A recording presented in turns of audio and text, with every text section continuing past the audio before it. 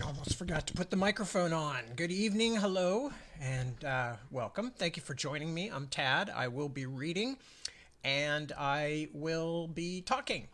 So before I start, before I tell you the boring but slightly entertaining domestic news, just to make sure that we had established that 2022 was not a fun year around our household, we just found out today that Greg Bear, the science fiction writer and fantasy writer sometimes, but primarily science fiction writer, died after a series of strokes following not a really frightening operation, but it happened, and Greg did not recover, and his wife Astrid decided, along based on Greg's wishes, not to keep him on life support.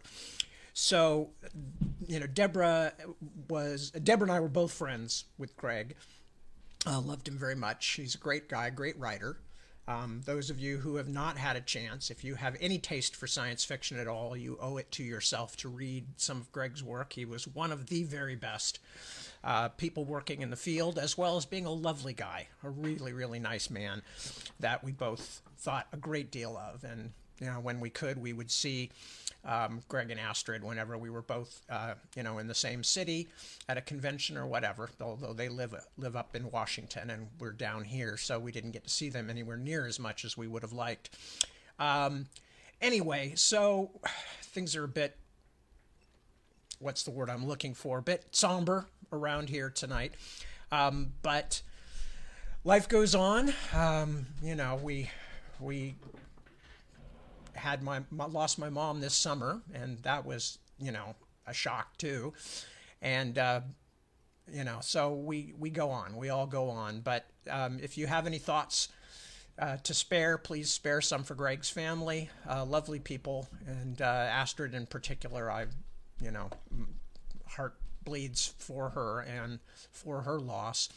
So that's the news that just hit us today. And I could not very well go forward without mentioning that because it was quite shocking. Deborah was Greg's British publisher, even before she was my publisher. And that's how Greg and I met. We actually met. I'll tell you a funny story quickly. It will give you a good idea of how Greg's and my interactions were. Deb, as publisher, set up a book tour for Greg and I through the Australian office of her then publishing company, which was Century Hutchinson. And so I had never met Greg before, although I had already been a fan of his work and thought very highly of it. So we were going to fly together from Los Angeles. So he flew down from Washington and I flew down from San Francisco airport. And we met on the plane. One of the last times I ever flew business. They don't put us writers in business class very often, but it's a very long flight to Australia. And I guess at that point, the publishing company was feeling flush. Anyway, I met Greg for the first time on the flight. And I used to be, before I discovered the drugs that would help, I used to be an extremely bad flyer, very nervous, very upset, very phobic. It would start for me days, sometimes weeks ahead of time. It was nightmarish. I mean, I have deep sympathy for anybody with phobias because I've been there. And I know what it's like. And I know how absolutely frustrating and useless it is for people to try to explain to you why you shouldn't have phobias. But anyway, so I get onto the plane and there's Greg waiting. And I recognized him, of course, from his book jacket photos. And I went and sat down next to him and we chit-chatted briefly. And I said, by the way, Greg, I just want you to know this ahead of time. I'm a really bad flyer. Excuse me. I mean, I'm phobic, So if you see me like turning weird colors or looking like I'm about to have a stroke or a heart attack or something like that while we're taking off, don't take it personally. It doesn't have anything to do with you. And Greg, as if on the spot to prove to me immediately the difference between hard science fiction writers and fantasy writers, Greg says, oh, but these planes are so well made. They're amazing. And he proceeds to tell me as the plane is, taxiing towards takeoff, he proceeds to tell me a story of another 747, just like the one we were on, or 767. I don't remember. This was 25, 30 years ago. Another very similar plane to the one we were just about to take off in, and how it had lost all engine power at 35,000 feet and had gone into uncontrolled free fall until it reached like 3,000 feet, and the engine suddenly came back on and they pulled out of it and, were able to continue and not die. So Greg's telling me this story, and of course I'm just getting worse and worse. I'm going, Greg, stop. And he's going like, but that shows you how well made these planes are, that they could fall in uncontrolled fall for, 30,000 feet and still be. I said, Greg, those people's lives on that plane were ruined forever. They will never be able to even drive past an airport again for the rest of their lives without breaking out in hives. And he was like, oh, you fantasy writers, you're so imaginative. Bless him. So anyway, so we took that particular mode of difference between the two of us. And at the time, you have to realize I was slightly hairier than I am now. I was losing my hair in the front, but I had very long hair. And of course, I've had earrings since I was 17 or something. So I became the designated sort of hippie fantasy writer on that tour. And Greg was the designated science fiction rationalist guy. And we just kind of did this road show all over Australia and New Zealand, having a great time, I have to say. And we did have a great time. And the people who came were lovely. And it was just a lot of fun. And I got to really know Greg and got to know him as a person. And that was the biggest pleasure of all. And that was what, in the long run, although I still retain a huge fondness for both Australia and New Zealand and have been back to both of them and would go again in a moment if I could. It was the primary benefit of that particular tour was getting to know Greg and spend time with him. Great guy. As I've said elsewhere, just a guy who knew a ton of things about a ton of things, but was always interested in learning more, which for me is the primary mark of somebody who is a real mensch, whether male or female. I'm not using it in the strict definition, but a mensch in the sense of somebody who I really admire because they want to learn about the world and they're never satisfied with easy answers. But on top of everything else, just a really nice man and a wonderful writer. So we are a bit shook by that this weekend in particular. But I just wanted to mention it, and I could not go without mentioning it because it's hit us pretty hard. What else was I going to tell you about? Just domestic stuff is crazy as usual. Without going into details, just we've been going back and forth on what we're going to do with the house for like 6 or 7 months, and the whole summer, even through losing my mom and all that stuff, has been just a constant series of crazy things happening and having to change plans and redo things. So that's kind of resolved for now, at least for a while, but it's been hellish. That's all I'll say. And what else? Oh, and poor John. Poor John. I mentioned this last night. Poor Johnny has had a cyst over his eye for a long time, and we've had it removed or whatever you do to a cyst, squeezed. I don't know. It's probably really gross. But anyway, several times, and it kept coming back and kept coming back. So we finally went, okay, well, it's going to cost more in the long run, and we've got to do something about it because it makes him uncomfortable. So we had him go in for an operation, which is to the good, and apparently that all went fine. But poor large dog Johnny, who is a very Eeyore-like or early Woody Allen-like dog at the best of times, now has a huge cone on his head, which he has to wear for about 2 more weeks. And of course, he has, as dogs don't seem to have sometimes, he has no sense that this thing is there, except when he tries to go into a space that is too small for his cone, in which case he just goes clunk, or knocks things over, or, if you're standing in front of the refrigerator and he's trying to see what you're doing, he's tripping you and he's whacking you with his cone, and if he jumps up, you get cone on the bridge of the nose because he's excited to see you. And of course, with Deb and I both going back and forth over the hill, one of us is usually coming home, and Johnny will be leaping up to to greet us in his joy that we are still alive, because he's always positive when someone leaves the house that that's it, he'll never see them again. And so we both have a series of crease-shaped marks on our face from Johnny leaping up to give us his grateful love at our return. So poor John. Johnny is not happy, but it's for his own good. And much as I hate seeing him moping around and clunking into things, I also know we really need to leave it on him, because he is the kind of dog who will scratch it open if we don't have the cone on him. So that's Johnny. Let me think. Anything else I was going to tell you guys about? Oh, I am literally in the last tiny bit of the book. I have about a quarter of one chapter to write and then a short chapter to write. So even since last night, I've done another 5 or 6 pages and narrowed it down. So really, literally, I am just about at the end of the book. After that, there will be a certain amount of polishing and adding back in some things that I either skipped over or I wrote very cursorily because I wasn't really ready to write those bits, or I hadn't decided how they connected in yet.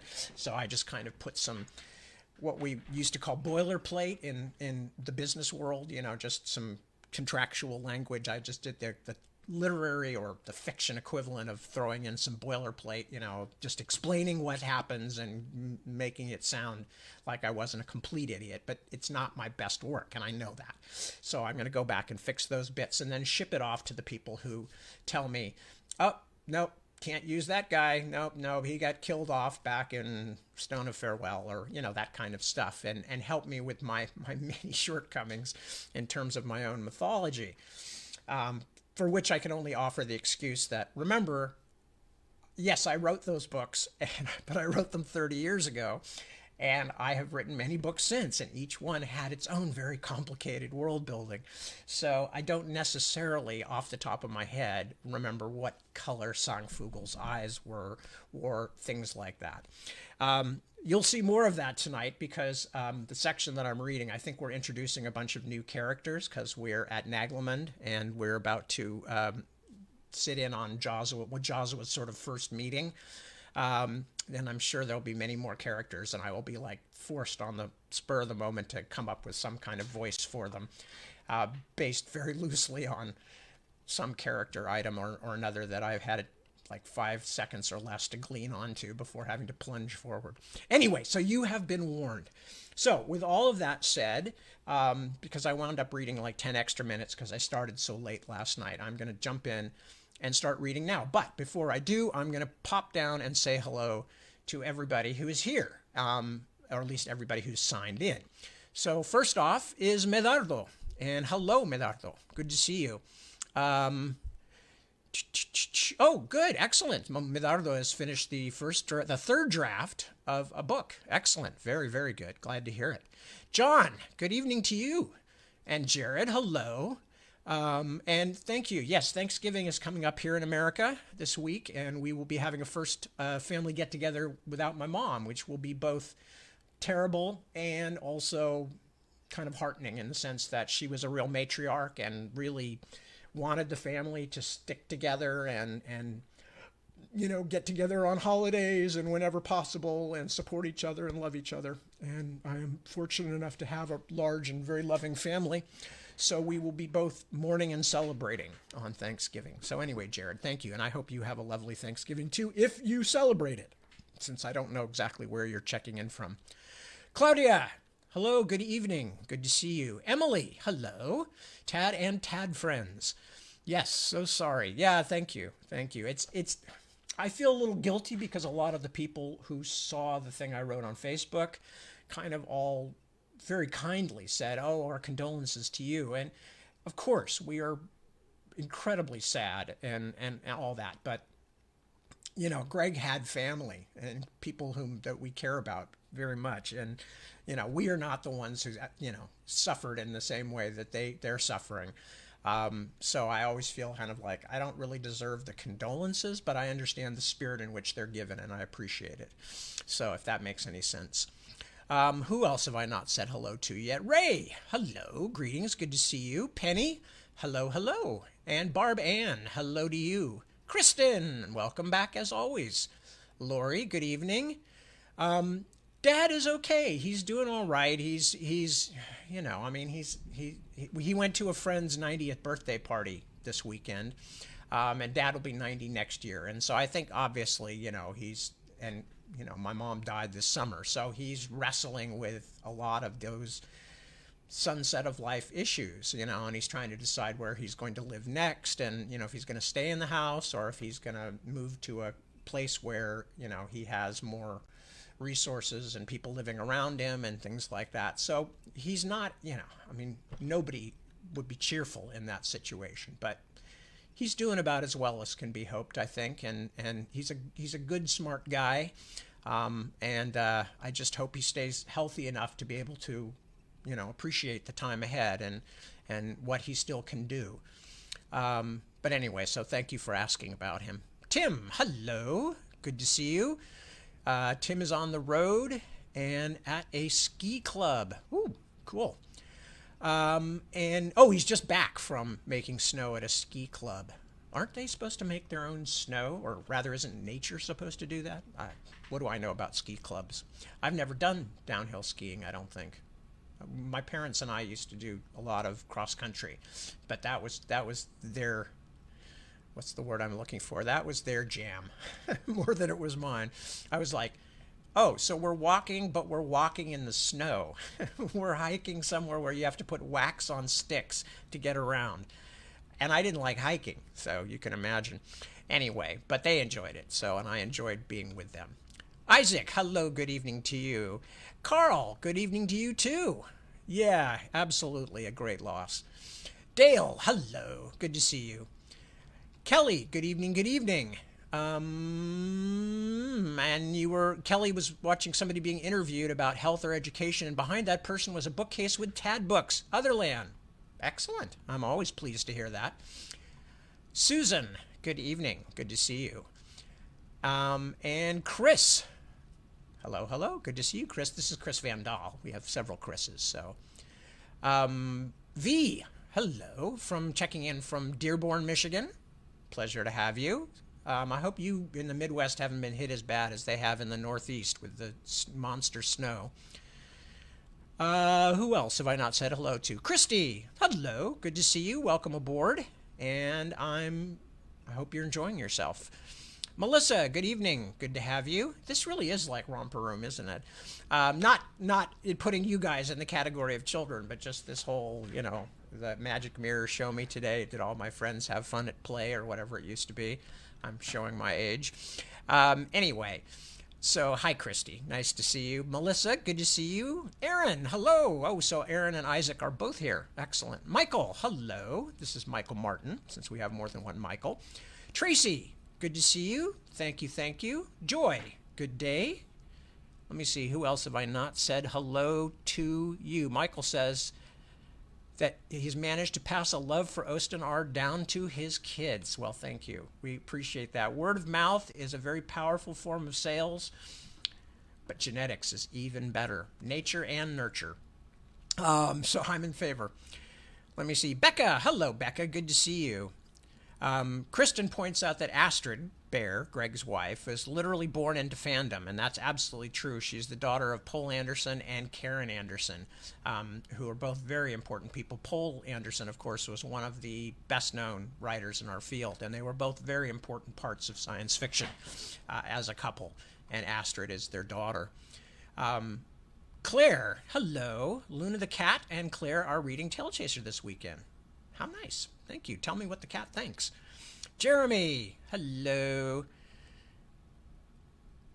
Yes, indeed. Indeed. Jeremy is just reminiscing about having seen Greg for the first time at World Fantasy in 2019, which I think was the last time that Deb and I got to see Greg and Astrid in person. I seem to remember being outside the big closing party and spending some time with Greg and Astrid. I mean, we'd had a meal with them earlier in the convention, but I think that was the last time I got to see them. And, it's one of those things, like I've done a zillion times with losing my mom, that's what you immediately think of is like, oh my God, I never thought I wouldn't see them again after that. So, and the same was true for my mom, even though she was very sick. We didn't, we weren't 100% sure that she wouldn't recover, and we certainly thought, she had a couple of more weeks. And I spent, an afternoon, long afternoon with her, and then went home the next morning, and back over the hill to this side, and then she just went in the afternoon very quickly and relatively painlessly, I think, but it was a shock. I mean, I really did not think that was, I didn't even occur to me, despite her illness, that was going to be the last time I would ever talk to her. Thank God I got to kiss her goodbye and tell her I loved her, but I'd been doing that every time anyway, needless to say. But yeah, there's an important message, all right, for everybody, which is, the people that you love or just care about, don't wait to let them know. If you're not sure whether they know or not, don't wait, because you just can't tell. I don't mean to be depressing or bring people down, but we're mortal. We're mortal, and the world could be a very dangerous, weird place for mortals, and you just never know. So make sure and tell them, tell them how you feel. Tell them what's important to you about them. Let them know. Okay? Let me see. Who else have I not said hello to yet? Betsy! My publisher. My publisher has popped in. Hello, Bets. Good to see you, my dear. I saw the message you sent to Deb. You will hear from me. It's not that I'm avoiding you. It's just that life has been absolutely overwhelming. I'd love to talk to you too, and we will arrange it very quickly. I know you're in the middle of a lot of stuff right now, and I will put off sending you my very long book until you're ready for it. But I would love to talk to you anyway, so we will do. And James checks in. James says, hello, surgery went well. Excellent. I am very glad to hear it. A pleasure. So, see, now even so, well, I guess tonight was a little odd and unusual because of Greg. But anyway, I am going to go ahead and start reading. So... and there's Matthew popping in at the last moment, just getting in under the wire. Good evening, Matthew. Good to see you. Chapter 31, The Counsels of the Prince. By the way, I don't know if Betsy's going to stay, so I'll say this really quickly. I have been extremely lucky over the years to have Daw as my publishers. Our relationship is now so old and so complicated that it passed out of being a business relationship literally decades ago and into a full-blown friendship. So, Betsy and her business partner Sheila and Betsy's husband Peter and Betsy's kids, and I mean, they're all super important to me. So I just thought I'd mention that. So those of you know, when I'm having a quick conversation with Betsy here in the middle of a reading, it's part of a vast and long tapestry of friendship. So, and publishing as well, because I've been with Daw since 1985, which is, I'm sure, longer than quite a few of you have been alive. But we won't dwell on that, because that just makes some people feel old, like me. Chapter 31, The Counsels of the Prince.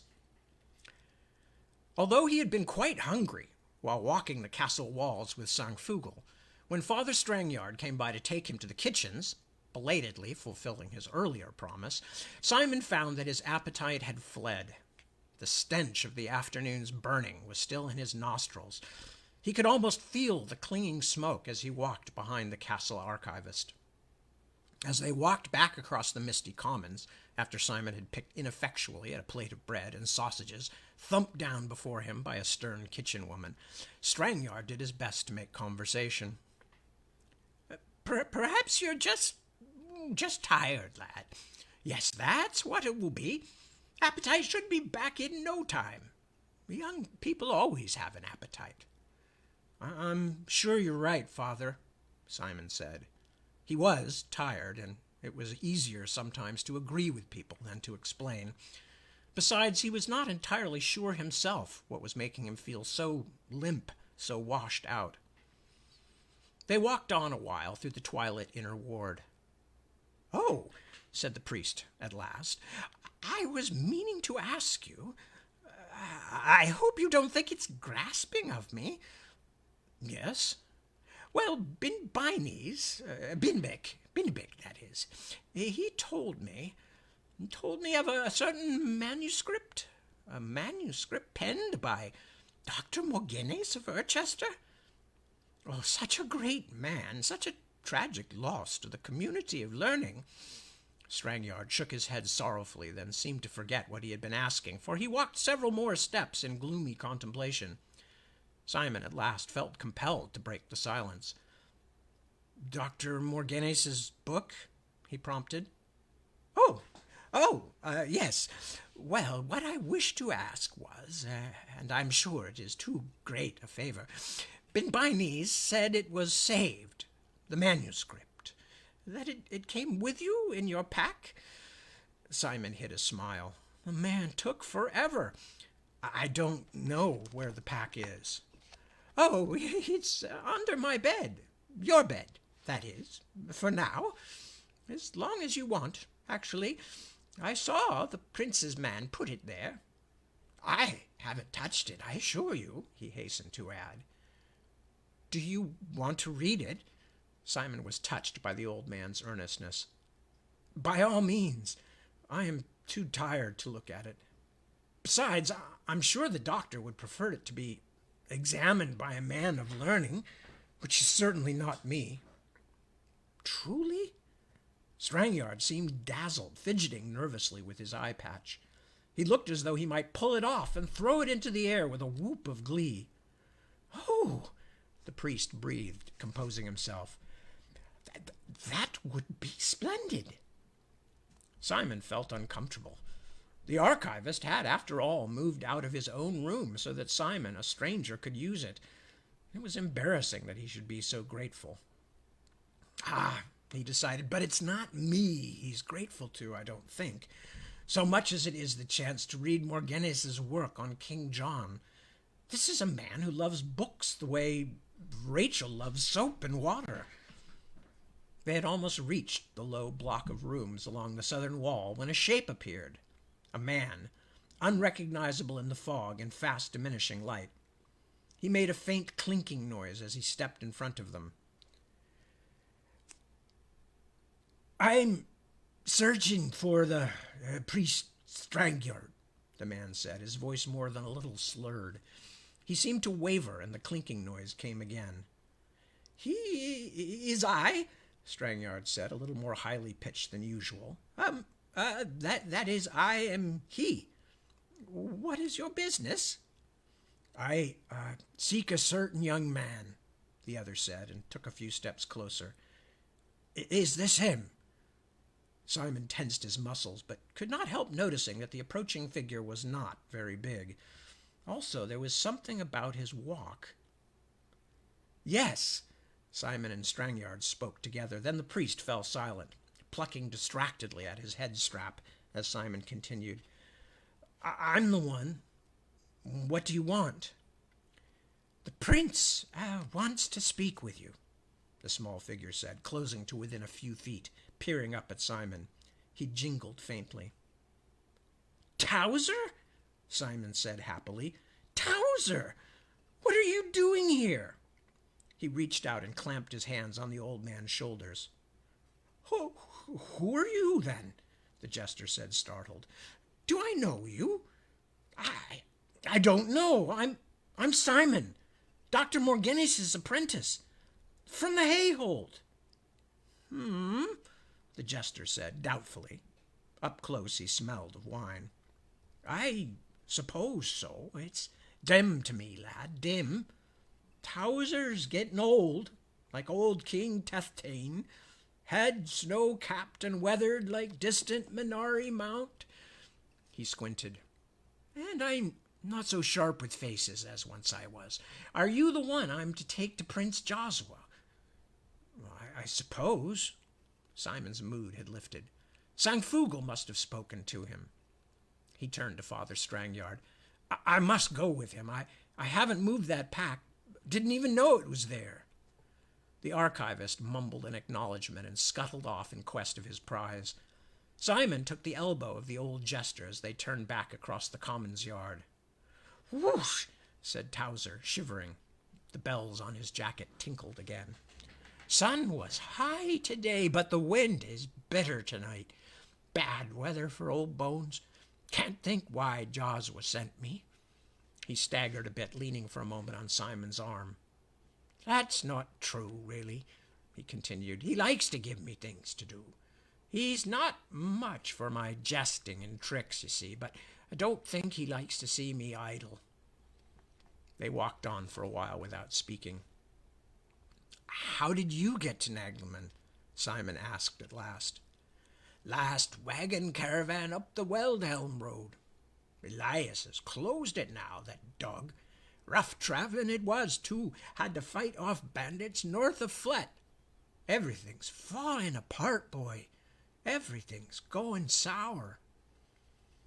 The guards at the front of the residence hall scrutinized them carefully in the flickering torchlight, then knocked for the door to be unbolted. Simon and the jester padded down the cold flagstoned corridor until they reached another heavy-beamed door and another pair of guards. Here you are, boy, Towser said. I'm off to bed. Had a night last night, a late night. It's good to see a familiar face. Come by soon. Have a noggin with me. Tell me what you've been up to, yes? He turned and shuffled off down the hallway, the patchwork of his motley glimmering faintly until he was swallowed by shadows. Simon stepped up between the impassive guards and rapped on the door.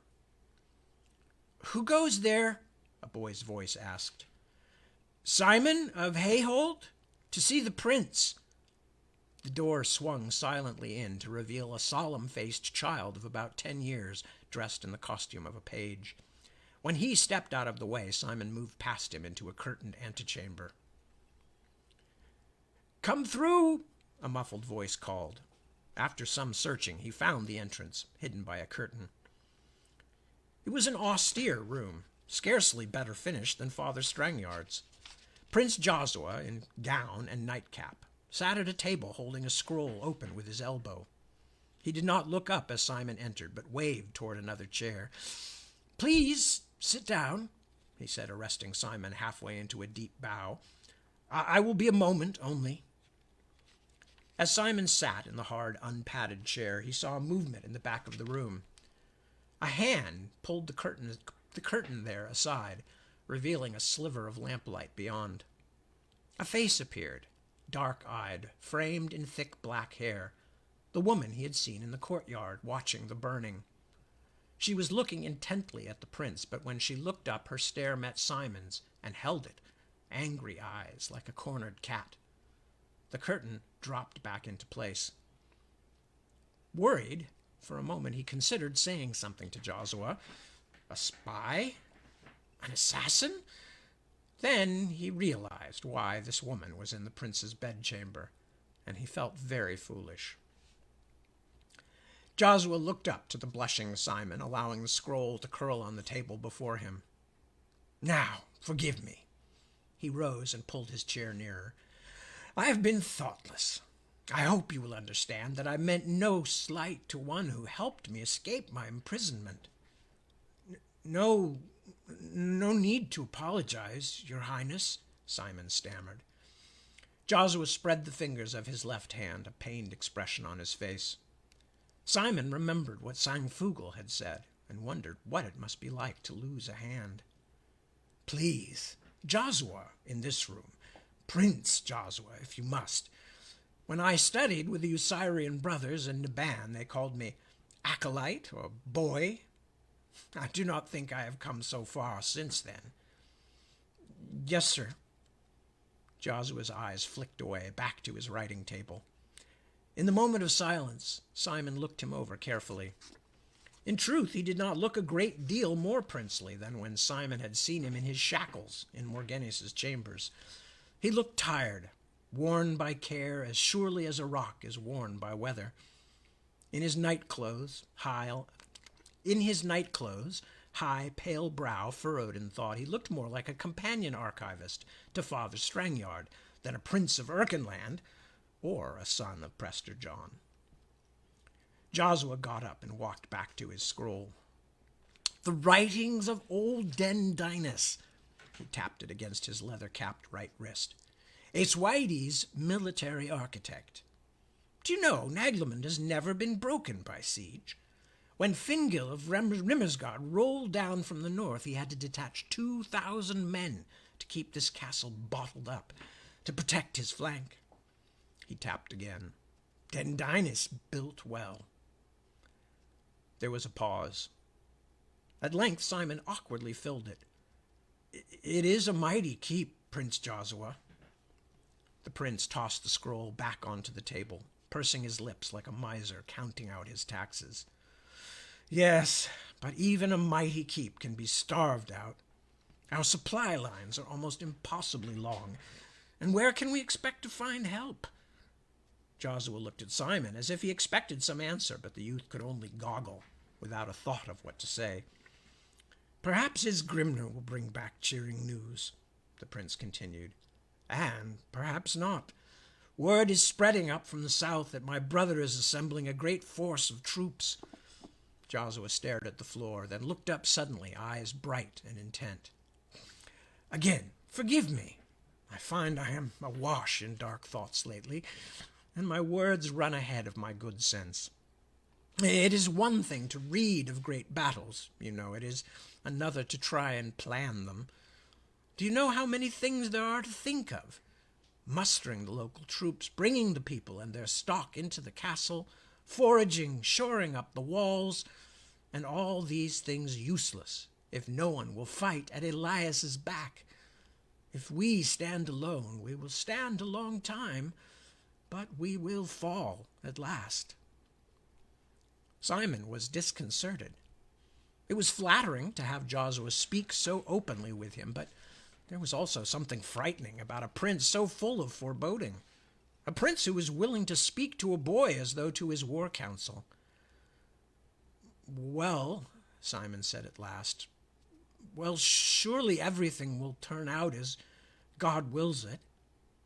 He hated himself for such stupidity, even as the words were out of his mouth. Josua only laughed, a sour chuckle. Caught up by a mere lad like you, Cyrus, on the famous thorn bush. You are right, Simon. While we breathe, there's hope, and I have you to thank for that. Only in part, Prince Josua. Did that sound ungrateful, he wondered. The wintry look returned to the prince's stern face. I heard about the doctor. A cruel blow to us all, but even crueler to you, I'm sure. We will miss his wisdom. His goodness, too, but his wisdom more. I hope that others can take up some of the slack. Josua pulled up the chair again and leaned forward. There will be a council, and I think it must be soon. Gwithin, Luth of Hernestyr's son, will be here tonight. There are already others who have been waiting several days. Many plans hinge on what we decide here. Many lives. Josua nodded his head slowly, musing. Is Duke Grimner alive, Prince? Simon asked.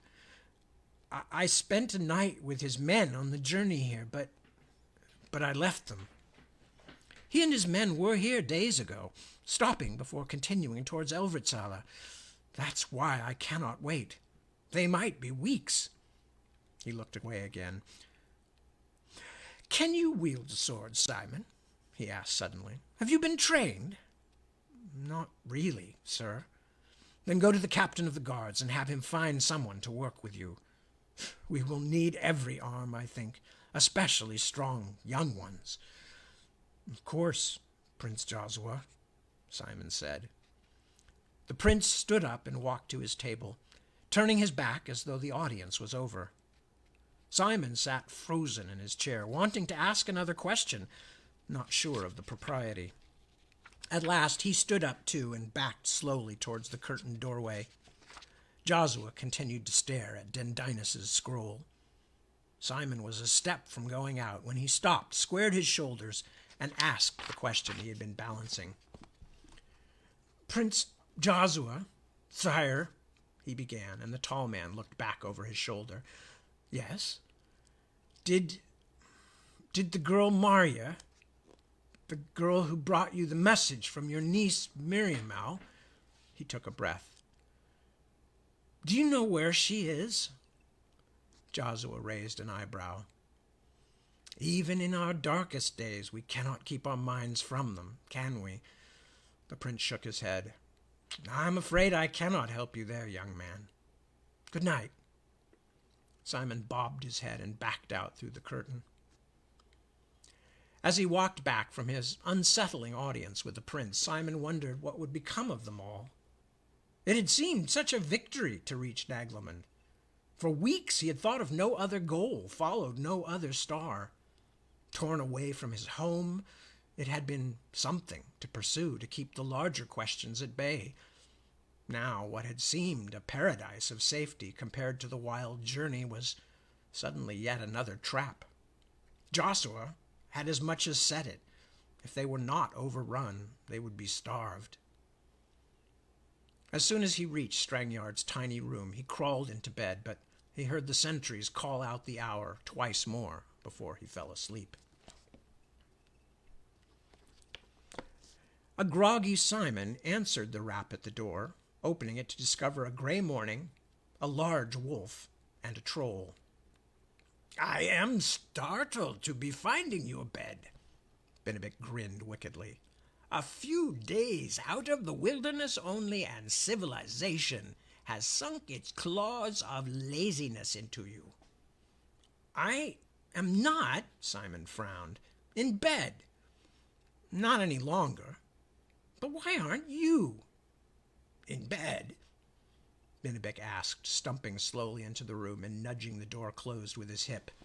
I am better, or better enough. Things there are to do. He squinted around the room as Simon sank back onto the edge of the pallet and contemplated his own unshod feet. Do you know where is the pack we saved? The troll asked at last. Simon grunted, then waved his hand at the floor. It was under the bed, but I think Father Strangyard took it to get Morganis's book. Likely it is still there, Benedict said, lowering himself gingerly to his hands and knees. The priest seems to me a man forgetful of people, but who is putting things back in their place when he is finished with them. He scrabbled under the bed. Ah, here, I have found it. Isn't that bad? With your wound? Simon asked, feeling guilty he had not offered to do it himself. Benedict backed out and stood up, very carefully, Simon noticed. Trolls have fast healing, he said, and smiled broadly, but Simon was still worried. I don't think you should be up and around yet, he said as Benedict rifled through the pack. That's no way to get better. A fine troll mother you would make, Benedict said without looking up. Will you be chewing my meat for me too? Keepa, where are those bones? Simon got down on his knees to try and find his boots, but it was difficult with the wolf padding up and down in the narrow chamber. Can Taka wait outside? He asked as her broad flank bumped him again. Both of your friends will be happy to leave if we are bringing you inconvenience, Simon, the troll said primly. Ayah, here they have been hiding. Outdone, the boy stared at the troll. Benedict was brave, clever, kind, had been wounded at Simon's side, and even without these things was anyway too little to hit. Simon made a noise of disgust and frustration and crawled over. What do you need those bones for? He peered over Benedict's shoulder. Is my arrow still there? The arrow? Yes, his friend replied. The bones? Because these are days of decision, and I would be a fool to avoid any wise advising. The prince summoned me last night. I know. Benedict shook the bones out of their sack and weighed them in his hand. I was speaking with him this morning. The Ernestiri have arrived. There will be council tonight. He told you that. Simon was more than a little disappointed to find that he had not been Joshua's only confidant, but a little relieved as well to find the responsibility shared. Are you going to go there? As the only man of my people ever to enter the walls of Naglemund? As the apprentice of Kekuk, singing man of the Mintahak trolls? Of course I will go. So also will you. Me? He felt caught off balance. Why me? What in the name of the good God would I do at a military council? I'm no soldier. I'm not even a grown man. Certain it is you are not hurrying to be one. Benedict made a mocking face. But even you cannot fight maturity away forever. Besides, your years have no meaning in this. You have seen and heard things that may be important, and Prince Joshua would want you there. Would want? Did he ask for me? The troll blew the hanging hair off his forehead impatiently. Not with exactness, but he asked me, and I will take you. Joshua does not know all you have seen. God's blood, Benedict, please do not be swearing Adenite oaths at me. Just because you are having a beard, almost, does not make you a man to be cursing. Now, please let me have some silence to throw the bones. Then I have more news to tell. Simon sat back, worried and upset. What if they asked him questions? Was he going to be called to speak in front of barons and dukes and generals and all? He, a runaway scullion? Benedict was crooning softly to himself, gently shaking the bones like a trooper dicing in a cavern. They clicked and then tumbled free onto the slate floor. He examined their position, then scooped them up and tossed them twice more. He pursed his lips and stared intently at the last roll for some time.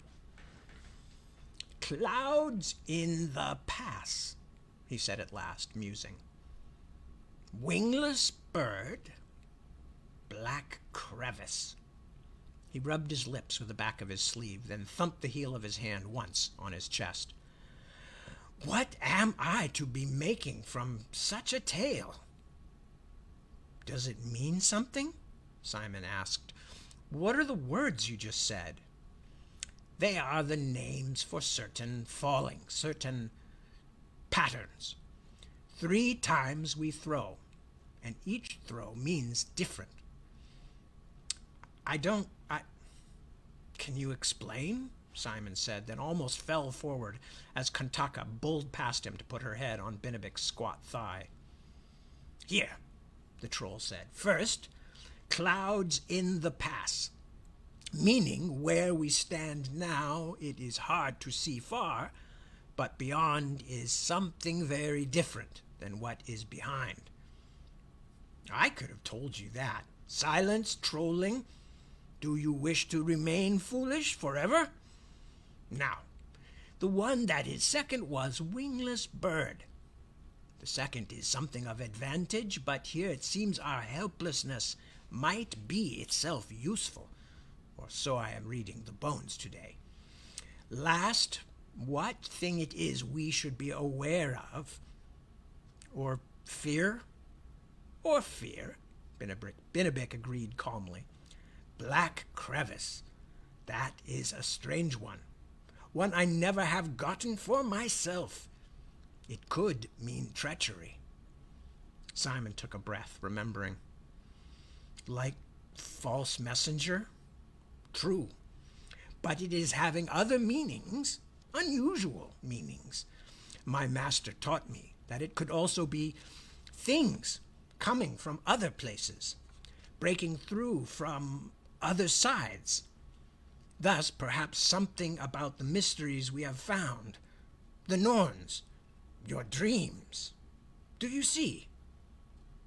A little. He stood up and stretched, then began looking for his shirt. What about the other news? It took the troll, who was meditatively stroking Kantaka's back, a moment to look up. Ah, he said at last, and reached into his jacket. I have something for your reading. He pulled out a flattened roll of parchment and handed it up. Simon felt his bare skin tingle. It was written in crisp but delicate script, a smattering of words in the midst of the unrolled sheet. For Simon, here are thanks for your bravery on our journey. May the good Lord always give you luck, friend. It was signed with a single letter, M. From her, he said slowly. He didn't know if he was disappointed or delighted. It is from Marya, isn't it? Is this all she sent? Did you see her? Benedict nodded his head. He looked sad. I saw her, but it was only of a moment. She said also that we would perhaps see her more, but there were things that must be done first. What things? She makes me angry. No, I don't mean that. Is she here at Naglemund? She gave me the message, did she not? Benedict got unsteadily to his feet, but for the moment Simon was too consumed to pay much attention. She had written. She had not forgotten.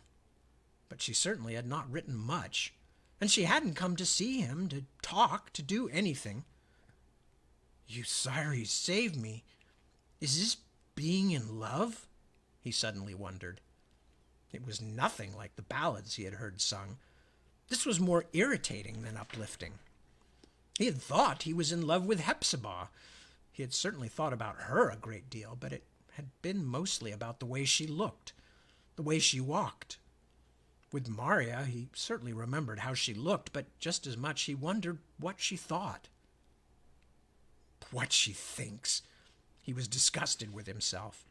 I don't even know where she comes from, let alone anything about how she thinks. I don't know the simplest thing about her. And if she likes me, it's certainly not something she bothered to write in this letter. And that was only the truth he knew. But she said I was brave. She called me friend. He looked up from the parchment to see Benedict staring at him. The troll's expression was morose, but Simon was not sure why. Benedict, he began, but then could think of no question whose answer would clear his muddy thoughts. Well, he said at last, do you know where the captain of the guard is? I have to get a sword.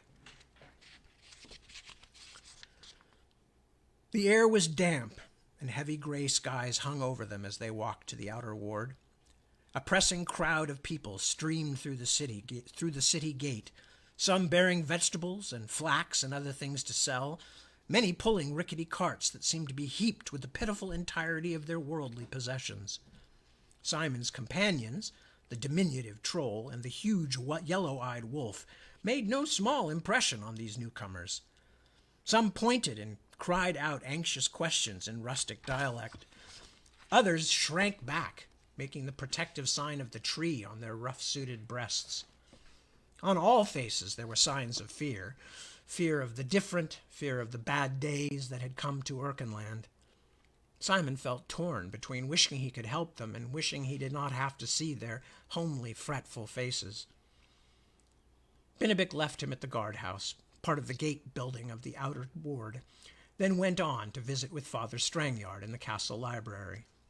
Simon quickly found himself before the captain of the guard, a drawn, harried-looking young man who was several days unshaven. He was bareheaded, his conical helm filled full of tally stones with which he was counting the muster of the outland militias trickling into the castle. He had been told to expect Simon, who was duly flattered the prince had remembered him, and handed the youth over to the ministrations of a bear-like North Erkenlandish guardsman named Haystan. "Han't got your growth yet, have ye?" Haystan growled, tugging his curly brown beard as he eyed Simon's lanky frame. "A bowman, then? That's the story? Get you a sword we will, but 'twon't be big enough to do much. Bow's the thing." Together they walked around the outer wall to the armory, a long, narrow room behind the ringing smithy. As the arms warden led them down rows of battered armor and tarnished swords, Simon was saddened to see the dregs of the castle armaments. slim protection against the shining legions that Elias would no doubt put into the field. "No much left," Hastan observed. "Weren't half enough in the first place. Hope the outland levies bring summat besides pitchfork and plowshare." The limping warden at last found a scabbarded sword that the guardsman deemed to be of proper slenderness for Simon's size. It was crusty with dried oil, and the warden was hard put to mask his frown of distaste. "Polish it," he said. "'Twill be a fine piece." Further search turned up a longbow that lacked only a string, but was otherwise in good enough shape, and a leather quiver. "Thrithing's work," Hastan said, pointing out the round-eyed deer and rabbits etched on the dark hide. "Make fine quivers, Thrithing's men do." Simon had a feeling the guardsman felt a little guilty over the unprepossessing sword. Back at the guardhouse, his new tutor wheedled a bowstring and half a dozen arrows from the quartermaster, then showed Simon how to clean and care for his new weapons. "Sharp it away, lad, sharp it away," the burly guardsman said, making the blade skitter across the whetstone. "Lest otherwise you'll be a girl for you're a man." Somehow, against logic, he found a gleam of true steel beneath the tarnish and grit. Simon had hoped to start immediately with sword-wielding, or at least some target shooting, but instead Hastan produced a pair of cloth-padded wooden poles and took Simon out the city gate to the hillside above the town. Simon quickly learned how little like real soldier sparring his play with Jeremias the chandler's boy had been. "Spear work be more use," Hastan said as Simon sat on the turf, wheezing over a buffet to the stomach. "As 'tis, though, we've none to spare. That's why arrows be your game, boy. Still, it's nice to know some swording for close work. That's when you'll thank old Hastan 100-fold." "Why not bow?" Simon panted. "Tomorrow, boy, for bows and arrows, or day after." Hastan laughed and extended a broad paw. "Get on your feet. Jolliness just started for the day." Weary, sore, threshed like wheat until he thought he could feel the chaff trickling from his ears, Simon ate beans and bread at the guard's afternoon meal, while Hastan continued the verbal part of his education, most of which Simon missed due to a low and continuous ringing in his ears. He was dismissed at last with a warning to be out sharp early the next morning. He stumbled back to Strangyard's empty room and fell asleep without even pulling off his boots. Rain spattered in through the open window, and thunder murmured in the distance. Simon woke to find Binnabic waiting for him, as he had that morning, as though the long, bruising afternoon had not occurred. That illusion was quickly dispelled when he sat upright. Every single muscle was stiff. He felt as though he were 100 years old. It took more than a little work for Binnabic to convince him to get off the bed. "Simon, this is no evening of sport for your attending or declining. These are things on which our lives will hang balanced." He had returned to his back. "I believe you, but if I get up, I'll die." "Enough."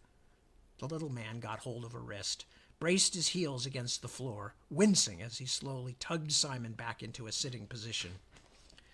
There was a deep groan and a thump as one of Simon's booted feet hit the floor, then a long interval of silence before the second joined it. Long minutes later, he was limping out the door at Binnabic's side into the gathering winds and chill rain. "Will we have to sit through supper as well?" Simon asked. For once in his life, he actually felt too sore to eat. "That I do not think. Joshua is a strange one in that way. He is not for eating and drinking much with his court. He has a desire for solitariness. So I am thinking all have eaten before. That is indeed how I am reconciling Kantaka to staying in the room." He smiled and patted Simon's shoulder. Simon winced. "All that we will feast on this night will be worrying and arguing. Bad for digestion of troll, man, or wolf." While the storm blustered loudly, I'm just going to finish this paragraph, by the way. While the storm blustered loudly outside, the great hall of Nagleman was dry, warmed by 3 huge open hearths, lit by the flames of countless candles. The slanting beams of the roof disappeared in darkness high above, and the walls were thick with somber religious tapestries. Scores of tables had been pushed together into the shape of a vast horseshoe. Joshua's tall, narrow wooden chair stood at the apex of the ark, inscribed with the swan of Nagleman. Already 100 men had installed themselves at different points along the rim of the shoe, talking avidly among themselves. Tall men, dressed in the furred robes and gaudy trinkets of petty nobility for the most part, but some wearing the rough gear of soldiers. Several looked up as the pair walked past, viewing them with appraising eyes before turning back to their discussions. Bennebic elbowed Simon's hip. "They are thinking, perhaps, that we are the hired tumblers." He laughed, but Simon did not think he looked truly amused. And that's where I'm going to stop, because we've still got several pages left, and I'd be reading until 8:30, and I need to go feed myself. So, with that, I say thank you so much for joining me.